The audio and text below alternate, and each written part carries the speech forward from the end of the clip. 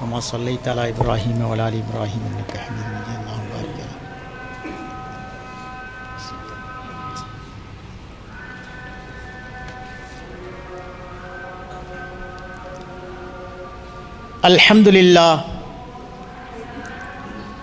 على الحمد لله نحمده ونستعينه ونستغفره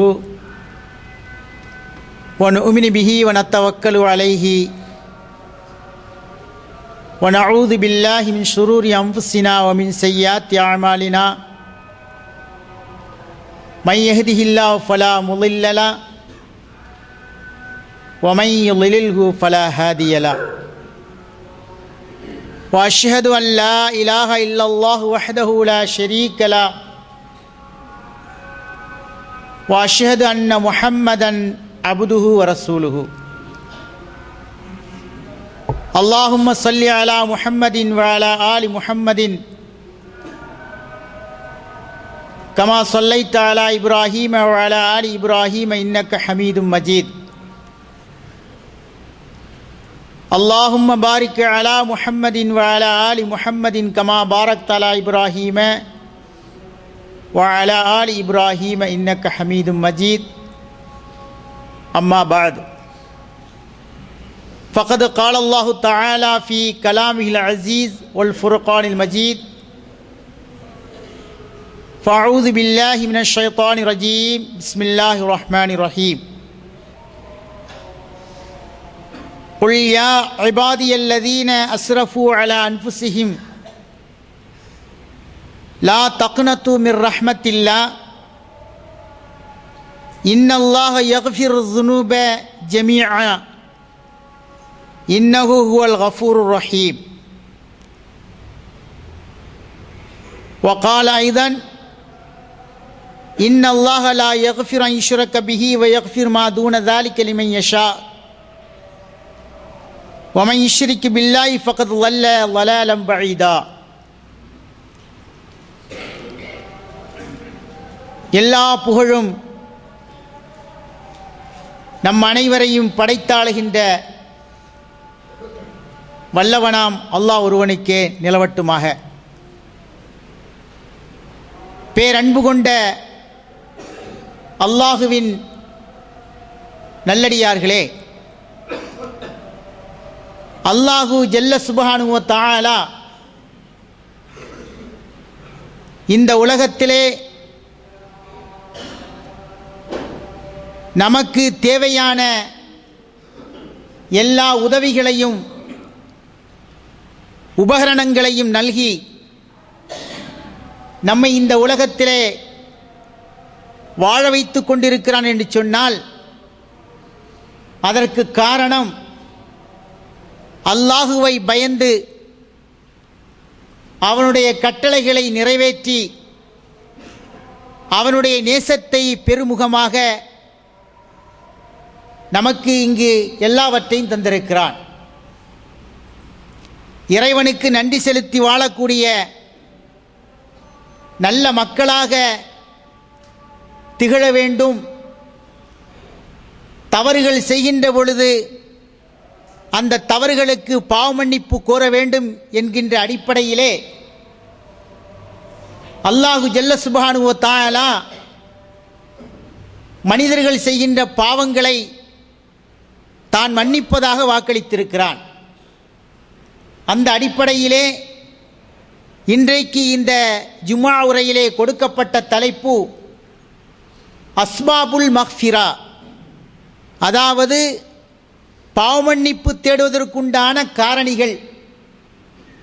எந்தெந்த காரணத்தின் மூலமாக அல்லாஹு ஜல்ல சுப்ஹானஹு வ தஆலா மனிதர்கள் செய்கின்ற பாவங்களை பொறுத்து கொள்கிறான் என்கின்ற தலைப்பு கொடுக்கப்பட்டிருக்கிறது.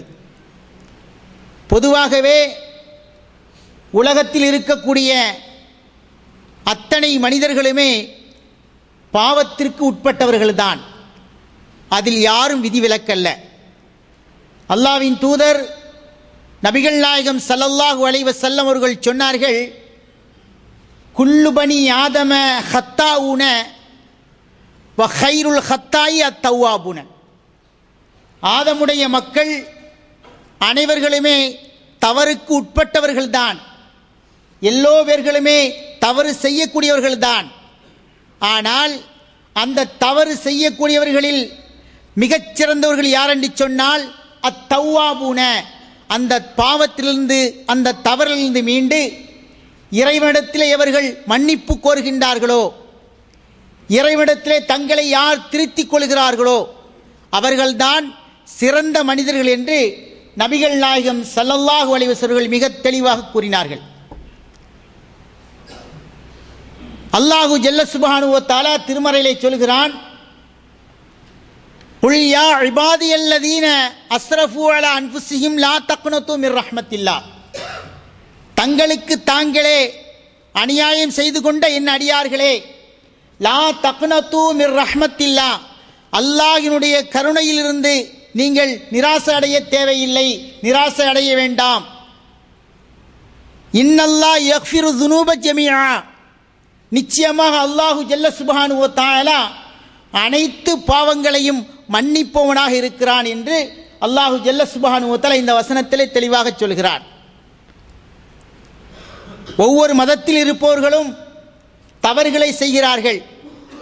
சில மதத்தில் இருப்பவர்கள் தவறு செய்துவிட்டால் அந்த மத போதரிடத்திலே சென்று நான் இன்னென்ன தவறுகளை செய்துவிட்டேன், எனக்காக நீங்கள் மன்னிப்பு தேடுங்கள் என்று சொல்வார்.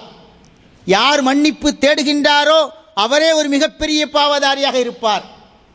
அவர் தனக்குத்தானே அதிகமான பாவங்களை செய்து கொண்டு பிறருடைய பாவத்துக்கு அவர் மன்னிப்பு தேடிக்கொண்டிருப்பதை பார்க்கிறோம்.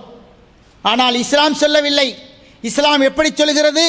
நீ தவறு செய்து விட்டாயா, உன்னுடைய தவறுக்கு நீ பச்சாதாபப்படுகிறாயா, உன்னுடைய தவறிலிருந்து நீ மீட்சி அடைய விரும்புகிறாயா, நேரடியாக என்னிடத்திலே வா, உன்னை படைத்த நான் இருக்கிறேன், நீ என்ன தவறுகள் செய்தாலும் அந்த தவறுகளை எல்லாம் பொறுத்துக் கொள்வதற்கு நான் இருக்கிறேன், என்னிடத்திலே நீ மன்னிப்பு கேட்டால் என்று அல்லாஹு ஜல்ல சுப்ஹானஹு வ தஆலா அத்தனை மனிதர்களை பார்த்தும் கூறுகிறான். சில பேர்கள் சொல்வார்கள் பாவம் செய்த பாவிகளே என்று சொல்வார்கள். ஆனால் இஸ்லாம் அப்படி சொல்லவில்லை. எப்படி சொல்கிறது? தங்களுக்கு தாங்களே அநியாயம் செய்து கொண்ட என்னுடைய அடியார்களே என்று அல்லாஹு ஜல்ல சுப்ஹானஹு வ தஆலா தன்னோடு சேர்த்து என்ன செய்கிறான்? அழைக்கிறான். நீங்கள் ஒருபோதும் அல்லாஹ்வினுடைய அந்த அருளிலிருந்து நிராசை அடைய தேவையில்லை என்று சொல்லிவிட்டு அல்லாஹ் சொல்கிறான், இன்னஹு ஹுவல் கஃபூருர் ரஹீம், அனைத்து பாவங்களையும் அவன் மன்னிப்பவனாகவும் கிருபையுடையவனாகவும் இருக்கிறான். பாவங்களை இரண்டு வகையாக பிரிக்கலாம். பாவங்கள், ஒரு பாவம் மனிதனுக்கும் மனிதன் சம்பந்தப்பட்ட பாவங்களாக இருக்கலாம், மனித உரிமைகள் சம்பந்தப்பட்ட பாவங்களாக இருக்கலாம். அந்த பாவங்களை யாருக்கு நாம் பாதிப்பை ஏற்படுத்தினோமோ, யாருக்கு நாம் நஷ்டத்தை ஏற்படுத்தினோமோ, யாருடைய மனத்தை புண்படும்படியாக நடந்து கொண்டோமோ அந்த மனிதனிடத்திலே மன்னிப்பு கேட்காத வரைக்கும் அல்லாஹு ஜல்ல சுப்ஹானஹு வ தஆலா ஒருபோதும் மன்னிக்க மாட்டான். இது ஒரு கண்டிஷனாக வைத்துக் கொள்ளுங்கள். மனிதர்கள் சம்பந்தப்பட்ட பாவங்களுக்கு முதலிலே யாருக்கு நாம் பாவத்தை செய்தோமோ, யாருக்கு குற்றத்தை இழைத்தோமோ அவரிடத்திலே சென்று முதலாவதாக மன்னிப்பு கேட்க வேண்டும். இந்த மன்னிப்பு அவர் கொடுத்து விட்டார் என்று சொன்னால் அல்லாஹு ஜல்ல சுப்ஹானஹு வ தஆலா அதற்கு பின்னால் இவர் மன்னிப்பு கேட்டால் இவருடைய மன்னிப்பை என்ன செய்கிறான்? ஏற்றுக்கொள்கிறான். அல்லாஹ்வுக்கும் மனிதனுக்கு மத்தியே சம்பந்தப்பட்ட பாவங்களாக இருக்கும் என்று சொன்னால், உதாரணமாக தொழுகை, நோன்பு, இப்படி எத்தனையோ அமல்களை நாம் விட்டு விடுகிறோம், எத்தனையோ குற்றங்களை செய்கிறோம், தனக்குத்தானே செய்து கொள்கிறோம். இது போன்ற குற்றங்கள் இருக்கும் என்று சொன்னால் இந்த குற்றங்களுக்காக அல்லாஹ்விடத்திலே மன்னிப்பு கேட்கின்ற பொழுது அல்லாஹு ஜல்ல சுப்ஹானஹு வ தஆலா என்ன செய்கிறான்? அந்த மன்னிப்பை ஏற்றுக்கொள்ளக்கூடியவராக இருக்கிறான். ஒரு வசனத்திலே சொல்கிறான் அல்லாஹ், வஸாரிஉ இலா மக்ஃபிரத்தின் மின் ரப்பிக்கும் வ ஜன்னத்தின் அர்லுஹ ஸமாவாத்து வல் அர்லு. எல்லா மக்களையும் பார்த்து, அல்லாஹ்வை நம்பக்கூடிய மக்களை பார்த்து அல்லாஹு ஜல்ல சுப்ஹானஹு வ தஆலா சொல்கிறான், வஸாரிஉ, நீங்கள் விரைந்து வாருங்கள். எதன் பக்கம்? இலா மக்ஃபிரத்தின் மின் ரப்பிக்கும், உங்களுடைய இறைவனுடைய மன்னிப்பின் பக்கம் நீங்கள் விரைந்து வாருங்கள். அல்லாஹ் உங்களை மன்னிப்பதற்கு தயாராக இருக்கிறான்.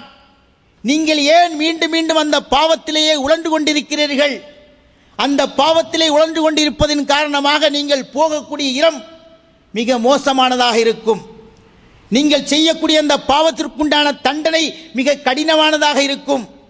எனவே நீங்கள் அந்த பாவத்திலேயே உழன்று கொண்டிருக்காமல் இறைவனுடைய மன்னிப்பின் பக்கம் நீங்கள் வாருங்கள். அந்த மன்னிப்பு எப்படிப்பட்ட மன்னிப்பு என்று சொன்னால், அந்த மன்னிப்பு எந்த அளவுக்குள்ளது என்று சொன்னால், இறைவன் மன்னித்து விட்டால் அதற்கு பரிகாரமாக, அதற்கு பரிசாக அல்லாஹு ஜல்ல சுப்ஹானஹு வ தஆலா சுவனத்தை உங்களுக்கு தருவதற்கு தயாராக இருக்கிறான். அதனால் சொல்கிறான், வ ஜன்னத்தின் அருளுக சமாவாத்து வல் அருளு, அந்த சுவனத்தின் பக்கம் நீங்கள் விரைந்து வாருங்கள். அந்த சுவனம் எந்த அளவுக்கு பெரிது, இந்த வானம் இந்த பூமி இந்த இரண்டும் எவ்வளவு பெரிதோ, இந்த இரண்டை ஒன்று சேர்த்துக் கொள்ளுங்கள். இந்த இரண்டை ஒன்று சேர்த்து கொண்டால் நம்முடைய கற்பனைக்கு எட்ட முடியாத அளவுக்கு மிக பிரம்மாண்டமானதாக இருக்கிறது. அந்த அளவுக்கு பிரம்மாண்டமான ஒரு சுவனத்தை அல்லாஹ்விடத்திலே மன்னிப்பு கேட்கக்கூடிய மக்களுக்கு, அல்லாஹ்விடத்திலே மன்னிப்பு தேடி திருந்தக்கூடிய மக்களுக்கு தான் தயார் செய்து வைத்திருப்பதாக இறைவன் சொல்லிவிட்டு சொல்கிறான், உஇத்தலில் முத்தகீன், இந்த சுவனம் இறையச்சமுடையவர்களுக்காக, அல்லாஹுவை நம்பி வாழக்கூடியவர்களுக்காக, அல்லாஹுவை பயந்து வாழக்கூடியவர்களுக்காக தயார் செய்து வைத்திருக்கிறோம் என்று இறைவன் தன்னுடைய திருமறையிலே மிக தெளிவாக சொல்லி காட்டுகிறான். அப்போ பாவம் செய்யக்கூடிய மனிதர்கள் உலகத்திலே எல்லோ பேர்களுமே பாவத்துக்கு உட்பட்டவர்கள் தான். தெரிந்தோ தெரியாமலோ சிறு பாவங்கள் பெரும்பாவங்கள் இப்படி எத்தனையோ செய்து கொண்டிருக்கிறோம். அத்தனை பாவங்களுக்கும் கண்டிப்பாக பரிகாரம் இருக்கிறது. அந்த பாவத்திற்குண்டான பரிகாரம் என்ன? இறைவா, நான் தவறு செய்துவிட்டேன், நான் குற்றத்திற்கு ஆளாகிவிட்டேன், நீ மன்னிக்கவில்லை என்று சொன்னால் யாரும் என்னை மன்னிக்க முடியாது. நீ கிருபையாளனுக்கெல்லாம் கிருபையாளனாக இருக்கிறாய். ஆகவே என்னை நீ மன்னித்து, என்னை நீ பொறுத்து, என்னை தண்டித்து விடாதே என்று அல்லாஹ்விடத்திலே உருகி மனம் உருகி எவன் பிரார்த்திக்கின்றானோ அந்த பிரார்த்தனையை அல்லாஹு தாலா ஒருபோதும் என்ன செய்ய மாட்டான், சும்மா விட்டு விட மாட்டான். அந்த பிரார்த்தனையை அங்கீகரிக்கிறான். ஏனென்று சொன்னால் அவனே தான் சொல்கிறான், என்னிடத்திலே நீங்கள் வாருங்கள், உடைய பாவங்களை நான் மன்னிப்பதற்கு தயாராக இருக்கிறேன் என்று. ஆக நிச்சயமாக பாவம் செய்யக்கூடியவர்கள் திருந்தினார்கள் என்று சொன்னால், அந்த பாவத்திலே உழண்டு கொண்டிருக்காமல் அதிலிருந்து மீண்டு வந்தார்கள் என்று சொன்னால் நிச்சயமாக அல்லாஹு ஜல்ல சுப்ஹானஹு வ தஆலா மன்னிப்பு கொடுக்கக்கூடியவனாக இருக்கிறான். இந்த பாவத்திற்கு செய்யக்கூடிய பாவங்களுக்கு எத்தனையோ பரிகாரங்களை எத்தனையோ அமல்களின் மூலமாக நபிகள் நாயகம் ஸல்லல்லாஹு அலைஹி வஸல்லம் நமக்கு மிக தெளிவாக சொல்லி தந்திருக்கிறார்கள்.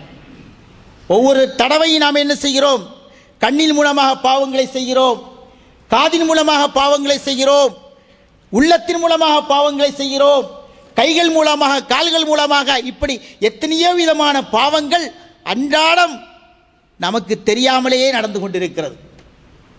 இந்த பாவங்களுக்கெல்லாம் அல்லாஹு ஜல்ல சுப்ஹானஹு வ தஆலா நம்முடைய அமல்களிலேயே அதற்குண்டான பரிகாரத்தை வைத்திருக்கிறார். முதலாவதாக, ஒரு இஸ்லாத்தை ஏற்பதற்கு முன்னால் ஒரு மனிதன் இறை நிராகரிப்பாளனாக இருக்கிறான். இறைவனை விட்டுவிட்டு மற்ற அனைத்தையுமே அவன் வணங்குகிறான்.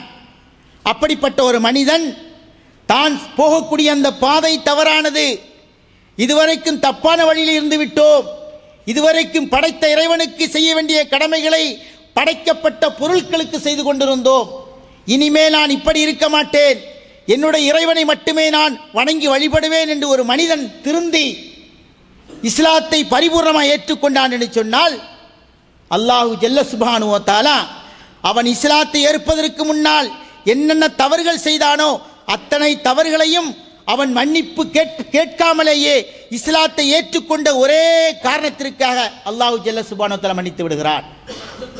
நபிகள் நாயகம் ஸல்லல்லாஹு அலைஹி வஸல்லம் இதை மிக தெளிவாக சொல்லி காட்டினார்கள். அல்லாஹ்வும் தன்னுடைய திருமறையிலே சொல்கிறான் பாருங்கள், குல் இல்லதீன, நீங்கள் சில மக்களுக்கு சொல்லுங்கள். எப்படிப்பட்ட மக்கள்? கஃபரு, இறைவனை நிராகரித்துக் கொண்டிருக்கிறார்களே அந்த மக்களுக்கு நீங்கள் சொல்லுங்கள், எந்தஹு, அவர்கள் தன்னுடைய தவறிலிருந்து திருந்தி, தன்னுடைய தப்பான பாதையிலிருந்து ஒதுங்கி அவர்கள் திருந்தி வந்தார் என்று சொன்னால், யுக்ஃபர் லஹும் மா கது சலஃப், அவர்கள் இதற்கு முன்னால் செய்த அத்தனை பாவங்களையும் அல்லாஹு ஜல்ல சுப்ஹானஹு வ தஆலா இந்த இஸ்லாத்தின் மூலமாக என்ன செய்கிறான்? இஸ்லாத்தை ஏற்றுக்கொண்டதற்காக வேண்டி மன்னித்து விடுகிறான் என்று சொன்னால், ஒரு மனிதனை மாற்று பாதையில் இருக்கக்கூடிய ஒரு மனிதனை அவனை நல்வழிக்கு கொண்டு வருகின்ற பொழுது இரண்டு விதமான நன்மைகளை செய்கிறோம். ஒன்று, அவனுடைய தவறிலிருந்து அவனை மீட்டெடுக்கிறோம். இரண்டாவதாக, அவனை இஸ்லாத்தின் பக்கம் கொண்டு வருகிறோம். இந்த இரண்டு பணிகளும் அதிலே ஒருங்கே பெற்றிருப்பதை பார்க்கிறோம். ஒரு மனிதன் இஸ்லாத்தை ஏற்றுக்கொள்வது எவ்வளவு ஒரு சிறந்த ஒரு அமல் என்பதை நாம் இதன் மூலமாக புரிந்து கொள்ளலாம். அப்ப இந்த மாதிரி அமல்களை செய்கின்ற பொழுது ஏற்றுக்கொள்பவனுக்கும் நன்மையை அல்லாஹ் தஆலா கொடுக்கிறான். ஏற்றுக்கொள்ள செய்வதற்குண்டான முயற்சிகளிலே யாரெல்லாம் இறங்குகிறார்களோ அவர்களுக்கும் அல்லாஹு ஜல்ல சுப்ஹானஹு வ தஆலா அதற்குண்டான பரிகாரத்தை, அதற்குண்டான நன்மையை அல்லாஹு தஆலா வளமாக வழங்குகிறான். ஆக ஒரு மனிதன் இஸ்லாத்திற்கு முன்னால் என்னென்ன தவறுகள் செய்தானோ இஸ்லாத்தை ஏற்றுக்கொண்டால் அதை என்ன செய்கிறான்? அல்லாஹு தஆலா அப்படியே மன்னித்து விடுகிறான். அப்படியே பொறுப்படுத்தி என்ன செய்கிறான்? பொறுத்துக் கொள்கிறான் என்று சொன்னால், அல்லாஹு ஜல்ல சுப்ஹானஹு வ தஆலா எவ்வளவு கருணையாளன், எவ்வளவு கிருபையுடையவன் என்பதை இதன் மூலமாக நான் புரிந்து கொள்ளலாம். நபிகள் நாயகம் ஸல்லல்லாஹு அலைஹி வஸல்லம் இது சம்பந்தமாக என்ன செய்கிறார்கள்? உமர் இப்னு ஆஸ் ரலியல்லாஹு தஆலா, அம்ர் இப்னு ஆஸ் ரலியல்லாஹு தஆலா என்பவர்கள் கேட்கிறார்கள், அல்லாஹ்வுடைய தூதரே, ஒரு மனிதன் இஸ்லாத்தை ஏற்றுக்கொண்டால், இஸ்லாத்தை ஏற்றுக்கொள்வதற்கு முன்னுண்டால் செய்த அத்தனை தவறுகளையும் அல்லாஹ் தஆலா மன்னித்து விடுவானா என்ற சந்தேகத்தோடு கேட்கின்ற பொழுது அல்லாஹ்வுடைய தூதர் சொல்கிறார்கள், அமா அலிம்த அன்னல் இஸ்லாம யஹ்திமு மா கான கப்லஹு. உமக்கு தெரியாதா? இஸ்லாத்தை பற்றி உமக்கு தெரியாதா? இந்த இஸ்லாம், ஒரு மனிதன் இந்த இஸ்லாத்தை பூரணமாக ஏற்றுக்கொண்டால் அதற்கு முன்னுண்டான அத்தனை பாவங்களையும் அல்லாஹு ஜல்ல சுப்ஹானஹு வ தஆலா பொறுத்துக் கொள்கிறான், அதை அத்தனை ஏற்றுக்கொள்கிறான் என்பதாக இந்த ஹதீஸிலே நபிகள் நாயகம் ஸல்லல்லாஹு அலைஹி வஸல்லம் சொல்லி காட்டுகின்றார்கள். அது மட்டுமல்லாமல் நாம் செய்யக்கூடிய தவறுகள் எப்படியெல்லாம் மன்னிக்கப்படுகிறது பாருங்கள். ஹிஜ்ரத்து செய்வதிருக்கிறதே இஸ்லாத்திலே ஒரு புனிதமான ஒரு அமல். நபிகள் நாயகம் ஸல்லல்லாஹு அலைஹி வஸல்லம் காலத்திலே மக்காவிலே வாழ முடியாத ஒரு சூழ்நிலைக்கு தள்ளப்பட்ட பொழுது அந்த மக்கள் என்ன செய்தார்கள்? மக்காவிலிருந்து மதீனாவுக்கு நாடு துறந்து போனார்கள். சொத்து, சுகம், குடும்பம், கோத்திரம் அத்தனை விட்டு விட்டு நாடு துறந்து போனார்கள். இது ஒரு சிறந்த ஒரு அமல். எதற்காக செல்கிறார்கள்? அல்லாஹுவை மட்டுமே வணங்க வேண்டும், அவனுக்கு மட்டுமே கட்டுப்பட வேண்டும், அவனுக்கு இணை வைக்கக்கூடாது, அவனுக்கு இணையாக துணையாக யாரையும் கருதக்கூடாது என்கின்ற ஒரே குறிக்கோளோடு நாடு துறந்து செல்கிறார்களே. இந்த நாடு துறந்து செல்வது கூட அவர்கள் செய்கின்ற அந்த தவறுகளுக்கு பரிகாரமாக அல்லாஹு ஜல்ல சுப்ஹானஹு வ தஆலா ஆக்கி விடுவதாக நபிகள் நாயகம் ஸல்லல்லாஹு அலைஹி வஸல்லம் சொல்கின்ற பொழுது சொல்கிறார்கள், வஹியல் இன்கிதாலு மின் தாரில் குஃப்ரி இலா தாரில் இஸ்லாமி. ஒரு மனிதன் ஹிஜ்ரத்து புறப்படுகின்ற பொழுது அவன் எப்படி புறப்படுகிறான்? குஃப்ரான இறை நிராகரிப்பு செய்யக்கூடிய ஒரு ஊரிலிருந்து இஸ்லாமிய சாம்ராஜ்யம் இருக்கக்கூடிய இஸ்லாமிய மார்க்கத்தை அமல்படுத்தக்கூடிய ஒரு இடத்திற்கு செல்கிறான். அப்படி செல்கின்ற பொழுது அல்லாஹு ஜல்ல சுப்ஹானஹு வ தஆலா நோக்கத்திற்காக என்ன செய்கிறான்? அவனுடைய பாவங்களை மன்னித்து விடுகிறான். அல்லாஹ் சொல்கிறான், சும்ம இன்ன ரப்பக லில்லதீன ஹாஜரு மின் பஅதி மா ஃபுத்தினு என்று அல்லாஹ் தஆலா சொல்லி காட்டுகிறான். பாருங்கள் நபியே, உம்முடைய இறைவன், நிச்சயமாக இறைவன் யார் ஹிஜ்ரத்து செல்கிறார்களோ அவர்களுக்கு அவர்கள் முன்னுண்டான அத்தனை பாவங்களை மன்னித்து விடுகிறான். சோதிக்கப்பட்ட பின்னால் அத்தனை பாவங்களை மன்னித்து விடுகிறான். அவர்கள் எப்படி பொறுமை காத்தார்கள் தெரியுமா? சும்ம ஜாஹது வ சபரு இன்ன ரப்பக்க மின் பஅதிஹா லகஃபூருர் ரஹீம். ஹிஜ்ரத் என்பது ஒரு சாதாரண விஷயம் அல்ல. யாருக்கும் அந்த துணிவு வந்து விடாது. ஆனால் அந்த நபித்தோழர்கள் தான் ஏற்ற கொள்கைக்காக காலங்காலமாக சம்பாதித்து வைத்த சொத்து சுகங்களை விட்டார்கள், குடும்ப உறவுகளை முறித்தார்கள். இதெல்லாம் ஒரு சாதாரணமாக வரக்கூடிய விஷயமாக இல்லை. இதற்கெல்லாம் ஒரு அசாத்திய தைரியம் வேண்டும், ஒரு அசாத்திய துணிவு வேண்டும், எதை எதிர்கொள்ளக்கூடிய ஒரு மனோப்பக்குவம் வேண்டும். அந்த மனோப்பக்குவம் அந்த நபித்தோழரிடத்தில் இருந்ததன் காரணமாக தான் இஸ்லாத்தை ஏற்று ஒரே காரணத்திற்காக நாடு துறந்தார்கள், சொத்துக்களை விட்டார்கள், சுகங்களை விட்டார்கள், உறவுகளை முறித்தார்கள். இப்படி எத்தனையோ தியாகங்கள், அத்தனை தியாகங்களையும் செய்த ஒரே காரணத்திற்காக இதற்கு முன்னால் அவர்கள் எப்படி இருந்தார்களோ அதையெல்லாம் அல்லாஹ் தஆலா என்ன செய்கிறான்? பொறுத்துக் கொள்கிறான். இதற்கு முன்னால் நீங்கள் எப்படி இருந்தீர்களோ அவைகள் அனைத்தையுமே நான் என்ன செய்கிறேன்?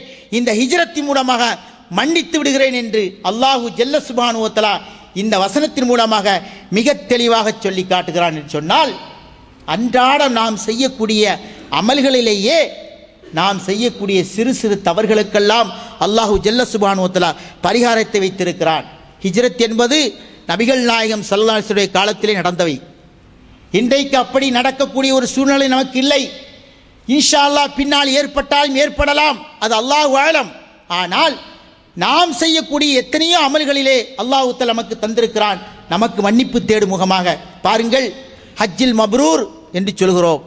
ஒரு மனிதன் ஹஜ்ஜிக்கு செல்கிறான். ஹஜ்ஜிக்கு செல்வதற்கு முன்னால் எத்தனையோ தவறுகளுக்கு அவன் ஆளாகி இருப்பான், எத்தனையோ குற்றங்களை புரிந்திருப்பான். அத்தனை குற்றங்களையும் செய்துவிட்டு என்ன செய்கிறான்? இறைவனிடத்திலே மன்னிப்பு தேடுவதற்காக, இறைவனுக்கு செய்ய வேண்டிய அந்த கடமையை நிறைவேற்றுவதற்காக ஹஜ்ஜிக்கோ அல்லது உம்ராவுக்கோ புறப்பட்டு செல்கிறான். இந்த இரண்டுமே எதற்காக செல்கிறான்? பிறர் தன்னை பார்த்து ஹாஜி என்று சொல்லிவிடக்கூடாது. பிறருக்காக நான் செல்லவில்லை, என் இறைவன் எனக்கு கடமையாக்கி இருக்கிறான். உலகத்திலே நாம் பார்க்கிறோம், ஹஜ்ஜிக்கு செல்வது சொன்னால் செல்வந்தர்களெல்லாம் அப்படியே போஸ்டர் அடித்து அப்படி ஒட்டுவார்கள். அதற்கு ஒரு வழியெடுப்பு விழா, ஊர் விழா தம்பரை அடிக்கிறது, என்ன பெரிய பெரிய கூத்து கும்மாளம் எல்லாம் நடக்கும். என்னப்பா அந்த தெரு ஃபுல்லாக கோலாகலமாக இருக்குன்னு கேட்டால், இன்னைக்கு அந்த முதலாளி என்ன செய்கிறாரு? ஹஜ்ஜிக்கு போகிறாரு. ஹஜ்ஜிக்கு போகிறது பணம் இருந்தால் உனக்கு கடமை, அதை கண்டிப்பாக நிறைவேற்றியாக வேண்டும். அதை விட்டு விட்டு ஏன் ஊருக்கெல்லாம் சொல்கிறாய்? ஏன் போஸ்டர் அடித்து ஒட்டுகிறாய்? ஏன் பேப்பரில் விளம்பரம் கொடுக்கிறாய்? இதெல்லாம் கொடுத்து விட்டு சென்றோம் என்று சொன்னால், அவர் செய்த அமல் மக்களுடைய விளம்பரத்திற்காக, மக்கள் தன்னை பார்த்து பாராட்ட வேண்டும் என்பதற்காக.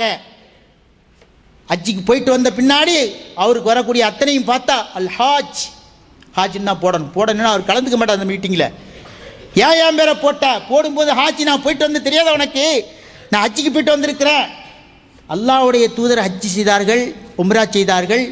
என்றைக்காவது அவர்களை பார்த்து அல் ஹஜ் என்று ஹாஜ் என்று சொல்லியிருக்கிறோமா? நபித்தோழர்கள் செய்திருக்கிறார்கள், சொல்லியிருக்கிறோமா? இல்லவே இல்லை. கடமை வந்தால் அதை நிறைவேற்ற வேண்டும். அதை விளம்பரத்திற்காக செய்தால், விளம்பரத்திற்காக செய்தோம் என்று சொன்னால் அது விளம்பரமாகவே இங்கே இருக்கும், அதற்கு மறுமையிலே கிடைக்காது. ஆகவே ஹஜ் செய்தாலும் சரி, உம்ரா செய்தாலும் சரி, இறைவனுக்காக நான் செல்கிறேன், இறை திருப்தியை நோக்கமாக கொண்டு செல்கிறேன். இந்த இரண்டின் மூலமாக மக்களிடமிருந்து நான் எதையுமே எதிர்பார்க்கவில்லை என்கின்ற உன்னதமான தூய்மையான நோக்கத்தோடு ஒருவன் ஹஜ்ஜிக்கோ உம்ராவுக்கோ சென்றான் என்று சொன்னால், அல்லாஹு ஜல்ல சுப்ஹானஹு வ தஆலா என்ன செய்கிறான்? அவனுடைய பாவங்களை மன்னிக்கிறான். அல்லாஹ்வுடைய தூதர் சொல்கிறார்கள், ஃபன்னல் ஹஜ்ஜ யஹ்துமு மா கான கப்லஹு. முஸ்லிமிலே பதிவு செய்யப்பட்ட ஹதீஸ். ஒரு மனிதன் ஹஜ்ஜிக்கு செல்கிறான் என்று சொன்னால் அவனுடைய அத்தனை பாவங்களையும், முன்னுண்டான அத்தனை பாவங்களையும் அல்லாஹ் தஆலா மன்னித்து விடுகிறான். இன்னொரு ஹதீஸில் வருகிறது, மன் ஹஜ்ஜலில்லாஹி, எவன் ஒருவன் ஹஜ்ஜிக்கு செல்கிறானோ, ஃபலம் யர்ஃபுஸ் வலம் யஃப்சுக்கு ரஜா கயோமி வலதத்து உம்முஹு, அன்றைக்கு பெற்றெடுத்த தாய் பெற்றெடுத்த அன்றைக்கு பிறந்த குழந்தையை போல் என்ன செய்கிறான்? திரும்புகிறான். எப்படி ஹஜ்ஜி செய்கிறான்? ஹஜ்ஜிக்கு போகும் பொழுது எந்த உள்நோக்கமும் இல்லாமல் ஒரே நோக்கம், ஒரே சுயநலம். அது என்ன சுயநலம்? தன்னுடைய பாவத்தை அல்லாஹ் மன்னிக்கணும், தான் செய்யக்கூடிய உம்ராவை அல்லாஹ் ஏற்றுக்கணும், தான் செய்யக்கூடிய ஹஜ்ஜை அல்லாஹ் ஏற்றுக்கணும் என்கின்ற அந்த நோக்கத்தோடு என்ன செய்கிறான்? ஹஜ்ஜிக்கோ உம்ராவுக்கோ செல்கிறான். சென்ற வழியிலே எந்த கெட்ட வார்த்தையும் இல்லை, எந்த கெட்ட எண்ணமும் இல்லை, எந்த கெட்ட செயலும் இல்லை, திருப்தியாக செய்கிறான் என்று சொன்னால், தாய் அன்றைக்கு பெற்றெடுக்கிற குழந்தை எப்படி பாவம் இல்லாமல் பிறக்கிறதோ அதுபோல பிறப்பதாக நபிகள் நாயகம் ஸல்லல்லாஹு அலைஹி வஸல்லம் அவர்கள் சொல்கின்ற அந்த ஹதீஸை நாம் என்ன செய்கிறோம்? புகாரியிலே பார்க்கிறோம். அப்போ ஹஜ்ஜி என்பது நம்முடைய பாவத்தை மன்னிக்கக்கூடிய ஒன்றாக இருக்கிறது, பாவம் மன்னிக்கப்படுவதற்கு ஒரு காரணியாக இருக்கிறது. உம்ராவும் அதுபோல ஒரு காரணியாக இருக்கிறது. நபிகள் நாயகம் ஸல்லல்லாஹு அலைஹி வஸல்லம் சொல்கிறார்கள். அதற்கு அடுத்தபடியாக பாருங்கள், பாங்கு சொல்லப்படுகிறது. பாங்கு சொல்லப்பட்டால் அந்த பாங்குக்கு உண்டான மரியாதையை நம்மிலே அதிகமானவர்கள் கொடுக்க மாட்டார்கள். அந்த பாங்கு சொல்லப்படுகின்ற பொழுது பேசிக்கொண்டே இருப்போம், டிவி ஓடிக்கொண்டே இருக்கும், தூங்குவது போல் நடித்து கொண்டிருப்போம், எல்லாம் நம்முடைய வாழ்க்கையில் நடந்து கொண்டிருக்கும். இப்படி இருந்தால் அது நியாயமானதாக இல்லை. பாங்கு சொல்லப்படுகின்ற பொழுது அந்த பாங்கை செவிதாழ்த்து கேட்க வேண்டும். அந்த பாங்கு சொல்லப்படுகின்ற பொழுது அந்த முஅத்தின் என்ன சொல்கிறாரோ அதை செவிதாழ்த்து கேட்டு அதற்குண்டான திக்ருகளை நபிகள் நாயகம் ஸல்லல்லாஹு அலைஹி வஸல்லம் நமக்கு தெளிவாக சொல்லி தந்திருக்கிறார்கள். அவைகளை தெளிவாக சொல்கின்ற பொழுது அதன் மூலமாக அல்லாஹு ஜல்ல சுப்ஹானஹு வ தஆலா என்ன செய்கிறான்? பாவத்தை மன்னிக்கிறான். பாங்கு நமக்கு ஒரு சாதாரணமாக அன்றாட நிகழ்வா நமக்கு தெரியுது. அந்த பாங்கின் மூலமாக உலகத்திற்கு சொல்லப்படுகின்ற கருத்து என்ன? உலக மக்களே, உங்களை படைத்த இறைவனை நீங்கள் வணங்குவதற்கு வாருங்கள். உலகத்தில் அவனை தவிர வேறு இறைவன் இல்லை. அவன் மட்டும்தான் இந்த உலகத்தில் இறைவனாக இருக்கிறான். அந்த இறைவனை வணங்குவதற்காக உங்களுடைய தொழில் துறவுகளை விட்டுவிட்டு அவனை வணங்குவதற்காக வாருங்கள் என்ற அறைகோல் கொடுக்கிறது அந்த பாங்கு. அப்படி அறைகோல் கொடுக்கின்ற அந்த பாங்கை நாம் அசால்ட்டாக கண்டும் காணாமலும் கேட்டும் கேளாமல் இருந்து கொண்டு நம்முடைய வேலையிலே இருந்தோம் என்று சொன்னால் அதன் மூலமாக அல்லாஹ் மன்னிக்க மாட்டார். தூங்குகின்றோமா, பாங்கோலி கேட்கிறதா, உடனடியாக அது மதிப்பு கொடுக்கும் முகமாக எழுந்து உட்கார வேண்டும். பேசிக்கொண்டிருக்கிறோமா, பாங்கு சொல்கிறது கொஞ்சம் பொறப்பா. டிவி ஓடுகிறது, நிப்பாட்டு, எல்லாத்தையும் நிப்பாட்டு. முதல்ல பாங்குக்கு உண்டான மரியாதை. அந்த பாங்கில் முஅத்தின் என்ன சொல்கிறாரோ அதை அப்படியே நீ என்ன செய், செவிதாழ்த்து கேளு. நீனும் அதற்குண்டான பதிலை சொல்லு. சொன்ன பின்னால் அந்த பாங்குடைய துஆவை நீ ஓதி முடித்தால் நீ இதற்கு முன்னால என்னென்ன தவறுகள் செய்தாயோ அந்த தவறுகளை எல்லாம் அல்லாஹ் மன்னிச்சு சொன்ன ஃப்ரெஷ் ஆக்கி விட்டுறான். பாங்கின் மூலமாக வரக்கூடிய நன்மை. இந்த பாங்கின் மூலமாக அல்லாஹ் தஆலா நமக்கு தரக்கூடிய ஃபாய்தா பார்த்துக்கிங்க, எவ்வளோ அழகான ஃபாய்தா. 5 நேரமும் அது அன்றாட நடந்து கொண்டே இருக்கிறது. 5 நேரமும் அதை நாம் என்ன செய்ய, செவிதாழ்த்து கேட்டு அதற்கு உண்டான அந்த ஒழுங்குமுறைகளை பேணினால் 5 தடவை அல்லாஹ் தஆலா என்ன செய்கிறான், ஃப்ரெஷ்ஷாக வைக்கிறான். யாருமே தப்பு செய்யாமல் இல்லை. ஏதாவது தொழுதுட்டு வெளியே போன உடனே 4 பேரை பற்றி பித்னா பேசியிருப்போம், 4 பேரை பற்றி குறை பேசியிருப்போம். அது நம்ம குறை பேசிக்கிட்டு என்ன சொல்லுவோம், நமக்கேப்பா ஊர் வம்பு, மற்றவ எப்படி போனால் நமக்கு என்னான்னு சொல்லி நம்ம திரும்பி போயிட்டே இருப்போம். இது அன்றாட நிகழ்வாக இருக்கிறது. ஆனால் யாரை பற்றி குறை சொன்னோமோ அந்த குறைக்கு ஆளாக்கப்பட்டவன் நாளைக்கு மறுமையிலே வந்து என்ன செய்வான், நிற்பான். என்னை இந்த இடத்துல வச்சு என்னை கேவலப்படுத்தினா, என்னை இந்த இடத்துல வச்சு என்ன செய்தான், என்னை பதியத்துப்படுத்தினான்னு சொல்லுகின்ற பொழுது நாம் அங்கே மாட்டிக்கொள்வோம். அப்போ இந்த மாதிரி தவறுகளெல்லாம் நம்மிடத்தில் நடக்கிறது அல்லவா? அந்த தவறுகளுக்கெல்லாம் பரிகாரமாக பாங்கிலே அல்லாஹ் தஆலா இவ்வளவு பெரிய ஒரு பாக்கியத்தை வைத்திருக்கிறான் என்று சொன்னால், சகோதரர்களே, இதற்கெல்லாம் நம்ம தேடி போக வேண்டிய தேவையில்லை. எல்லாம் நமக்கு நம்மளை தேடியே எல்லாம் வருது.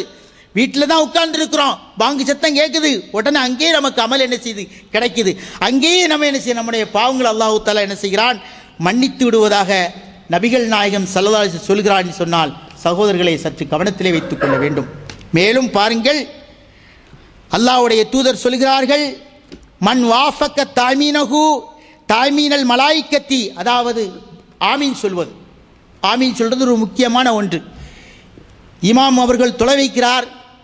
தொலை வைக்கின்ற பொழுது சிறியத்தான தொழுகை என்று இருக்கிறது. அதாவது லுஹர் அஸ்ரு இந்த 2 தொழுகையிலும் என்ன செய்ய மாட்டார், இமாம் சத்தம் மட்டும் ஓத மாட்டார். சுபுஹு மக்ரிபி இஷா இந்த தொழுகையில் இமாம் சத்தம் மட்டும் ஓதுவார். அதே மாதிரி ஜும்மா தொழுகை, ஈதுல் ஃபித்ரு, ஈதுல் அல்ஹா இதில் எல்லாம் இமாம் சத்தம் மட்டும் ஓதுவார், அல்ஹம்து சூரா ஓதுவார். அப்படி ஓதுகின்ற பொழுது இமாமுடைய அந்த வலல்லாலீன் என்று சொல்லுகின்ற பொழுது அந்த வலல்லான் சொல்லணும், ஆமீன் இமாம் சொல்லுவார்ல, அந்த இமாமுடைய ஆமீனுக்கும் மாமுடைய ஆமீனுக்கும் இன்னொரு ஆமீன் இருக்கிறது. யார்? மலக்குமார்களுடைய ஆமீன்கள். மலக்குமார்கள் அவர்கள் ஆமீன் சொல்லுகிறார்கள். இந்த ஆமீன் ஒன்று சேர்ந்து விட்டால், ஒரே டைத்தில் வந்து விட்டால் அல்லாஹு ஜல்ல சுப்ஹானஹு வ தஆலா உங்களுடைய பாவங்களை மன்னிப்பதாக நபிகள் நாயகம் ஸல்லல்லாஹு அலைஹி வஸல்லம் சொன்னார்களா? எவ்வளவு அழகாக சொல்லியிருக்கிறார்கள் பாருங்கள். அல்லாஹ்வுடைய தூதர் எவ்வளவு தெளிவாக சொல்லியிருக்கிறார்கள் பாருங்கள். சொல்கிறார்கள், சமி அல்லாஹு லிமன் ஹமிதா குஃபிர லஹு மா தகத்தம மின் தம்பிஹி, அவனுடைய அத்தனை பாவங்களும் அந்த இமாமுடைய ஆமீனுக்கும் மாமூட ஆமீனுக்கும் மலாக்குமாருடைய ஆமீனுக்கு ஒன்று வந்து விட்டால் அல்லாஹ் தஆலாவுடைய அத்தனை பாவங்களையும் மன்னித்து விடுகிறார்கள். அது மட்டுமில்லாமல் சமி அல்லாஹு லிமன் ஹமிதா என்று ருக்குவிலிருந்து இமாம் என்ன செய்ய எழும்பும்போது சொல்கிறார். எழும்புன்னு சொன்ன உடனே நாமெல்லாம் என்ன செய்யறோம்? ரப்பனா வலக்கல் ஹம்து, இறைவா உனக்கே எல்லா புகழும், உனக்கே அத்தனை புகழும் என்று சொல்கிறோம். இப்பவும் என்ன செய்யறான்? அல்லாஹ் தஆலா என்ன செய்யறான்? மன்னிக்கிறான். தொழுகையில் நம்ம கையை கட்டின உடனேயே எல்லா பலாய் முசத்தி சிந்தனையும் அந்த நேரத்தில் தான் வரும். எல்லாமே அந்த நேரத்தில் தான் வரும். இது இயற்கை, இதை விட்டு யாருமே விதிவிலக்கல்ல. அப்போ தொழுகையில் நிற்கின்ற பொழுது கூட நாம் தப்பான எண்ணங்கள் எல்லாம் நம்முடைய உள்ளத்திலே வருகிறது. நாம் பாவம் செய்கிறோம். அந்த பாவம் பாருங்க, ருக்குலேருந்து இமாம் எழுகிறாரு, சமியல்லா லிமன் ஹமீதா சொல்கிறார், சொன்ன உடனே ரப்பனா லக்கல் ஹம்து சொல்கிறோம். அந்த நேரம் வரைக்கும் செய்த அத்தனை பாவத்தை நல்லா செய்கிறான், மன்னிச்சு விட்டுறான். நீ கையை கட்டி நீ கியாமா நிற்கின்ற பொழுது செய்கிற பாவத்தை எல்லாத்தையும் மன்னிச்சு விடுறான். அப்போ அந்த அளவுக்கு ஒவ்வொரு விஷயத்திலேயுமே நபிகள் நாயகம் ஸல்லல்லாஹு அலைஹி வஸல்லம் எல்லாத்துக்குமே நமக்கு வழிவகை வகுத்து தந்தார்கள். எல்லாவற்றுக்குமே நமக்கு தெளிவான ஒன்றை தந்திருக்கார்கள். இதா காலல் இமாமு சமியல்லா லிமன் ஹமீதா ஃபகூலு அல்லாஹும்ம ரப்பனா லக்கல் ஹம்து ஃபஇன்னஹு மன் வாஃபக கௌலுஹு கௌலல் மலாயிக்கத்தி குஃபிர லஹு மா தக்கதம் மின் தம்பிஹி. பாருங்கள், மலக்குமாருடைய அந்த ஆமீனுக்கும் உங்களுடைய இதுக்கு ஒன்று சேர்ந்து விட்டால் அல்லாஹு ஜல்ல சுப்ஹானஹு உங்களுடைய பாவங்களை மன்னித்து விடுகிறான் என்பதாக அந்த ஹதீஸிலே நாம் பார்க்கிறோம். அதற்கடுத்தபடியாக நாம் என்ன செய்ய ரமலானை சந்திக்கிறோம். ரமலானில் நமக்கு அது ஸ்பெஷலான எத்தனையோ அமல்கள் செய்வதற்கு உண்டான அது ஒரு அமல் செய்யக்கூடிய ஒரு காலமாக, ஒரு மாதமாக ஆக்கி வைத்திருக்கிறார்.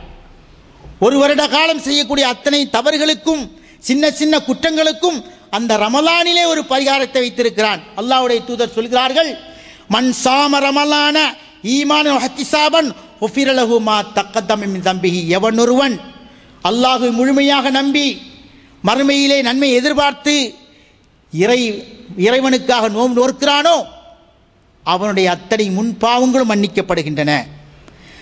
அதுபோல இன்னொரு ஹதீஸிலே வருகிறது, அன் சௌமி யோமி அரஃபா, அரஃபாவுடைய தினத்திலே ஹஜ்ஜி பெருநாளைக்கு முன்னாடி அரஃபா நோம்பு நோற்போம்ல, இந்த அரஃபா நோன்பை எவர் நோக்கிறாரோ இக்கஃபிர் சனத்தல் மாலியா, அதற்கு முன்னுண்டான ஆண்டு அத்தனை பாவங்களையும் அல்லாஹு ஜல்ல சுப்ஹானஹு வ தஆலா மன்னித்து விடுகிறான். அதுபோல பாருங்கள், அன் சியாமி யோமி ஆஷுரா, ஆஷுரா நோன்பை எவர் நோக்கிறாரோ இக்கஃபிர் சனத்தல் மாலியா, முன்னுண்டான முன் சென்ற ஆண்டில் உள்ள அத்தனை பாவங்களையும் அல்லாஹு தஆலா மன்னித்து விடுகிறான். இப்படி ஒவ்வொன்றுக்குமே எல்லாத்துக்குமே அல்லாஹு ஜல்ல சுப்ஹானஹு வ தஆலா நமக்கு பாவதற்குண்டான பரிகாரத்தை நமக்கு எல்லா அமல்களிலுமே தெளிவாக தந்திருக்கிறான். அப்போ இவைகளெல்லாம் தெளிவாக நாம் ஃபாலோ செய்கின்ற பொழுது அல்லாஹு தஆலா என்ன செய்கிறான்? நம்மளை மன்னித்து விடுகிறான். மீண்டும் ஒரு முறை சொல்கிறேன், இப்பொழுது சொன்னதெல்லாம் அல்லாஹ்வுக்கு உங்களுக்கும் உண்டான பாவங்களாக இருந்தால் மட்டும்தான்.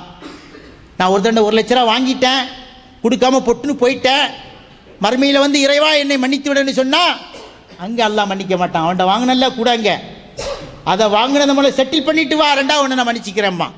அதனால பொருளாதார ரீதியாகவோ அல்லது பிறருடைய மனம் புண்படுமாகவோ அல்லது பிறருடைய உரிமைக்கு பாதகம் ஏற்படுத்தும் முகமாகவோ நடந்து கொண்டால் மனிதர்கள் சம்பந்தப்பட்டவை, அந்த மனிதர்கள் சம்பந்தப்பட்டவைகளுக்கு கண்டிப்பாக யாருக்கு பாதிப்பை ஏற்படுத்தினமோ அவரிடத்தில் சென்று, எப்பா இன்னைக்கு நாளைக்கு நான் இறந்து போயிடுவேன், என்னைக்காச்சும் மூத்து உறுதி தான், அதனால உனக்கு தெரிஞ்சோ தெரியாமலா குற்றம் செய்திருந்தால் மன்னிச்சுக்க, பணம் வாங்கியிருந்தீர்களா, கொடுக்க முடியாத ஒரு சூழ்நிலையா, உங்களால் கொடுக்க இயலாதா, நேரடியாக போய் சொல்லிடுங்க, நான் உன்னை 3 ரூபா வாங்கியிருந்தேன், கொடுக்க முடியலை, எவ்வளோ முயற்சி பண்ணி பார்த்தேன் கிடைக்கல, அல்லாஹ்வுக்காக பொறுத்துக்க, அல்லாஹ்வுக்காக மன்னிச்சிக்க.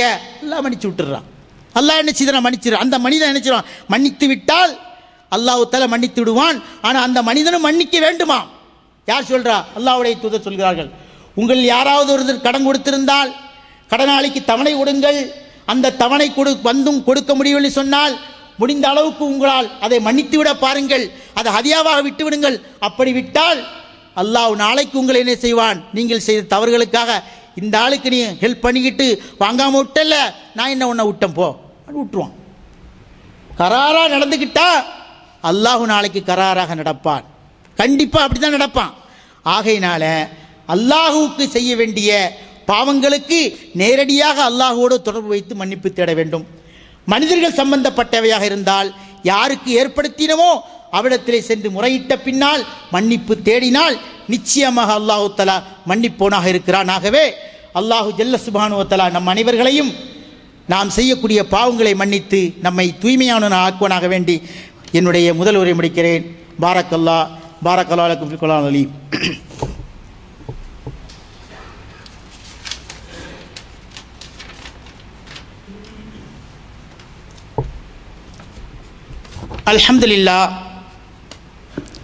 அல்ஹம்துலில்லாஹ் நஹ்மதுஹு வ நஸ்தஈனுஹு வ நஸ்தக்ஃபிருஹு வ நு'மினு பிஹி வ நத்தவக்கலு அலைஹி.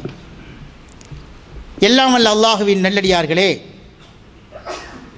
உலகத்திலேயே ஜீவகாருண்யத்திற்கு மிக மிக முக்கியத்துவம் கொடுக்கக்கூடிய ஒரு மார்க்கம் இஸ்லாமிய மார்க்கம். எந்த ஒரு உயிர் ஜீவியையும்